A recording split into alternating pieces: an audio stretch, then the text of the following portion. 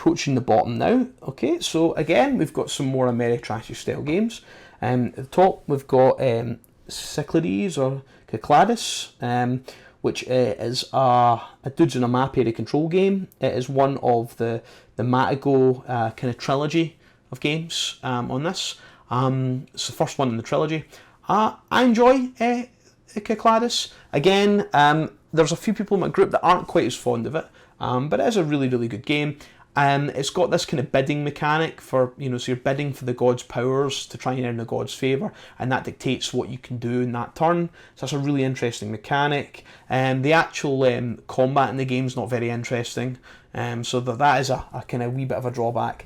But the rest of the game's really good. It's a really tight game. So yeah, if you're looking for a game that combines area control, dudes on the map, and bidding, then Cyclades is brilliant. It's really nice production as well. So yeah, definitely check it out. Under that, we've got Inish, which is actually the third game in this series. My brother actually owns the second game, Comet, which is really good as well. But I've got Inish here. Again, I really like this one. This one is dudes on a map, area control, but it has card drafting as a secondary mechanic. So at the start of each round, you're drafting these cards, and those cards are dictating what you're doing in your turn. There are 3 different victory conditions, so you're trying to achieve any of the 3. So you're constantly watching other players to try and check to see who's close to each of these conditions. And there's a lot of kind of jostling and changing gears and things like that, and basically seizing opportunities when they come up. So yeah, Inish is really great. I really like the production in this. I love the art style of the cards, this kind of mosaic, kind of really surreal looking art style. I could see why this would put a lot of people off the game, because I think it's very much an acquired taste, but I think the production is great. So that's Inish, which is one of the Matago area control games. And finally, at the bottom here, we have Forbidden Stars. Forbidden Stars, unfortunately, is one of these games that's out of print now, because it is one of these Warhammer games, and Fantasy Flight don't really have the license now to make these games. So this one is never going to be reprinted. I hear the designer of the game is going to try and get the game rethemed, and it will get reprinted under a different theme. But until then, yeah, it's really going to be quite hard to get. But this is a really, really heavy, involved dudes on a map area control game. It's got this really great system of basically placing orders down on the board face down, and you're resolving these orders from, they sit in a wee pile, and you resolve the top one first. So there's a lot of planning in this game. You're planning your moves and trying to react to what your opponents are doing. And then when it comes to the combat, it's got a really interesting combat system that uses dice and cards in equal measure. It's probably one of the best combat systems in any game ever. It takes a good while to play. It's quite an epic game. But again, it's not an absolute bear to teach. There's not that many mechanics in it. So it's fairly streamlined for this kind of game. I wouldn't call it 4X. It doesn't really have exploration, and it's really all about grabbing your objectives and being really aggressive. So it's more of a combat focused game and less of a Civ game or a 4X game. But yeah, Forbidden Stars, is a great game, excellent production, solid mechanics, one of the best area control games you can play. I will say it probably works better at lower player count, so because at the full complement of 4, there's quite a lot of downtime. So best probably at 2 or 3. Okay, moving on, we've got some more conflict driven games. We've got Battlelore, which is the second game that I own that uses the Command and Colour series. This is basically a fantasy version of Memoir 44. You've got 2 fantasy races. They've got different units that have unit abilities. Some of the rules for the retreating and things are a bit different, but overall it uses the same familiar system. If you want a fantasy a version of the Command and Colours, or you want one that's got a bit more meat to it, then Battlelore is the way to go. Again, I don't think they will be printing this one for much longer. This is the 2nd edition. Fantasy Flight don't really seem to be supporting the game anymore, so I would grab it probably now if you're considering maybe getting it, because it probably won't be around for much longer. So yeah, Battlelore, if you want fantasy and you like Command and Colours, then it's a no-brainer. Underneath that, we've got a game, Dogs of War. This is an interesting one. This is a CMON, or a Come On production. So it's really gorgeous. You could probably say it's overproduced, to be honest, for what it is, but I appreciate it all the same. It is effectively a negotiation worker placement game where you basically take control of a mercenary faction and you're just trying to profit off of all the various battles and wars that are going on. There's a good bit of interaction there in terms of the placement, in terms of the way the battles work. The game plays pretty quickly for this style of game. You could probably get a game in about an hour and a half, 2 hours. It plays well at the higher player counts, and it's quite easy to pick up and play and teach.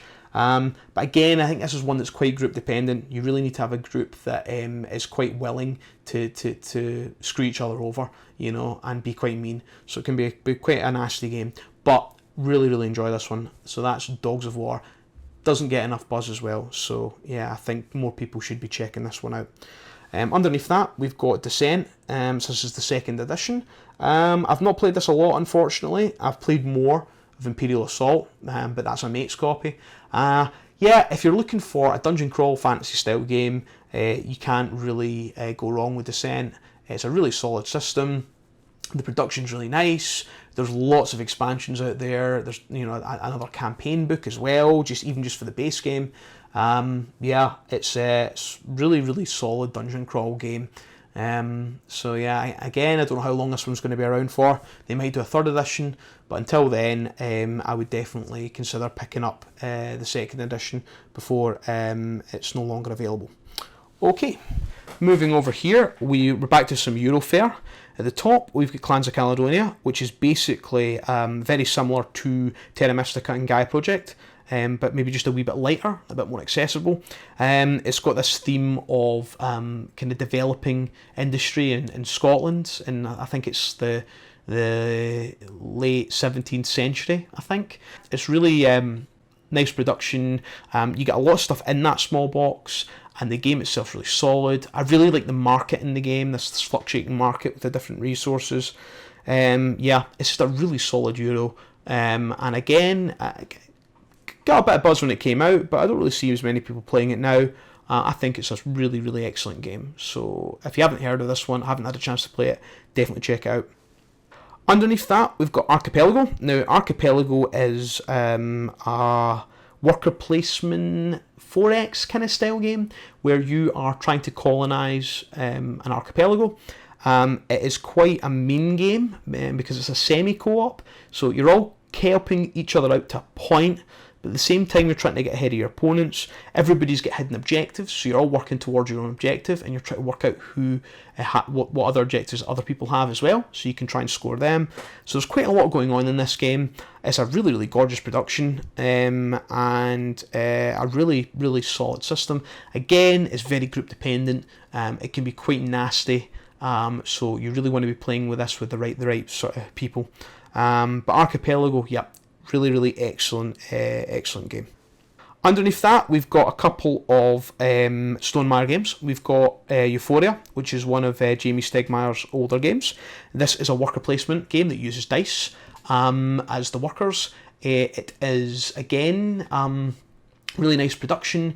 It's a race game as well, so you're just basically trying to get stars out on the board, and the first person to get all their stars out wins. So it's quite a frantic game. You're really trying to ramp up your engine and get things done as quickly as possible to beat the other players. It's always a very tight finish, you know, so it's the kind of game where if, you know, player A didn't win, player B would win and player C would win all in the same turn. I think newer versions of this have a nice wee insert as well. I've got an older version, so that didn't come with the insert.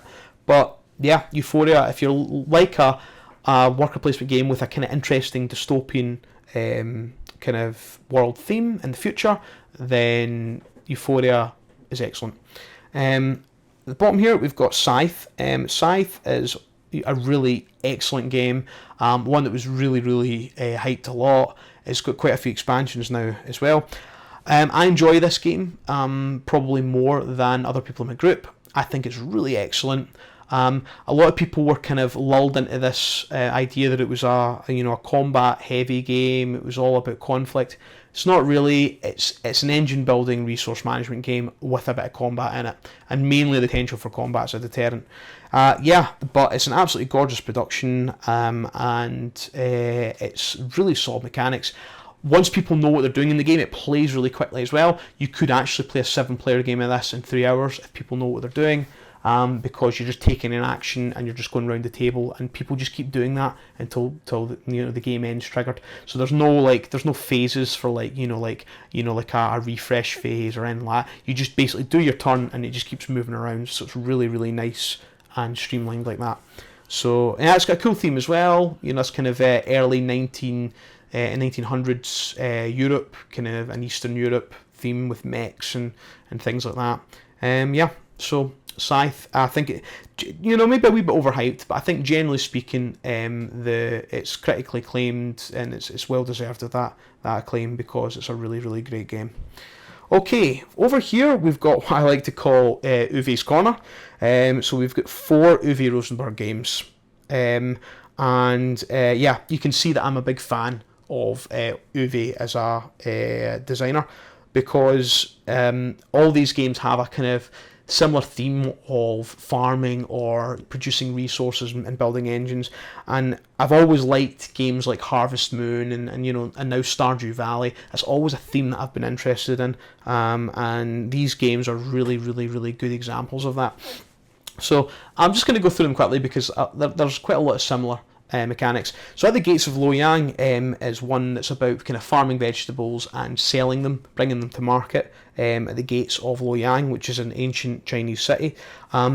It's really good as a solo game, and it plays well at the lower player counts.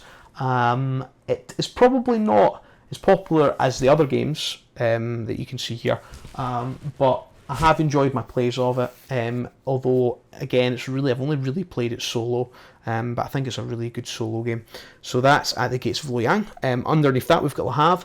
Le Havre is a game where you're basically moving through the port of Le Havre, and you're picking up resources, using buildings, and again it's you're building an engine. It plays better at lower player counts. I think 3 is the sweet spot for this one. It can take quite a while to play, but it's a really solid Euro game with quite an interesting theme. So Le Havre, which that's Le Havre there. Underneath that we've got Agricola and Caverna. Now these games are both very similar. They're basically farming games. Agricola is the meaner of the two. In Agricola, it's a real struggle. You feel that you're really, really you're barely scraping by, and it can be quite a mean game if people take the action spaces you need, because they're both worker placement games. But I really enjoy that struggle. There's a reason it's called Misery Farm, but I like games to be challenging, and I like games that punish you, for making mistakes. And Agricola is definitely one of those games. It also has a lot of variety with the different cards as well. So you can get tons. It's got a lot of replayability just because of that. So yeah, Agricola, probably the less popular of the two here, but I really, really enjoy Agricola. Underneath that we've got Caverna, and Caverna is basically Agricola but with dwarves and a lot more forgiving.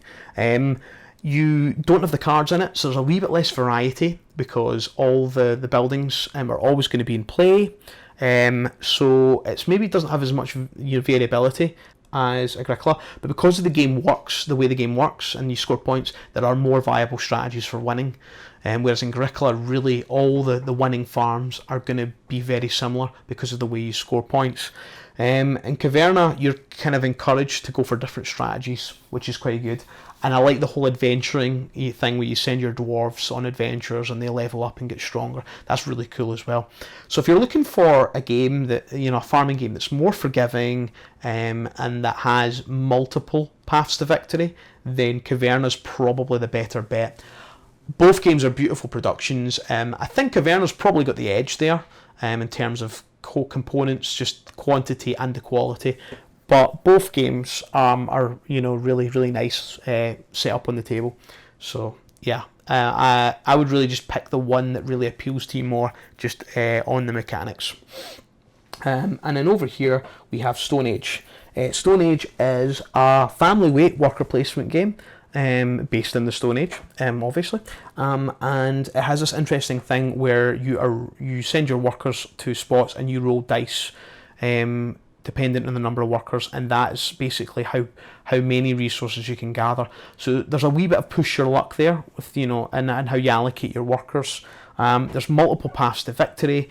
This is one that's really easy to learn, but has some interesting choices in it as well. So it's a really good family weight worker placement game. And again, the theme actually works really quite well here. It does kind of feel that you're gathering food and you're gathering resources and building huts and things. So the theme actually, I feel, works quite well in this one. So that's Stone Age.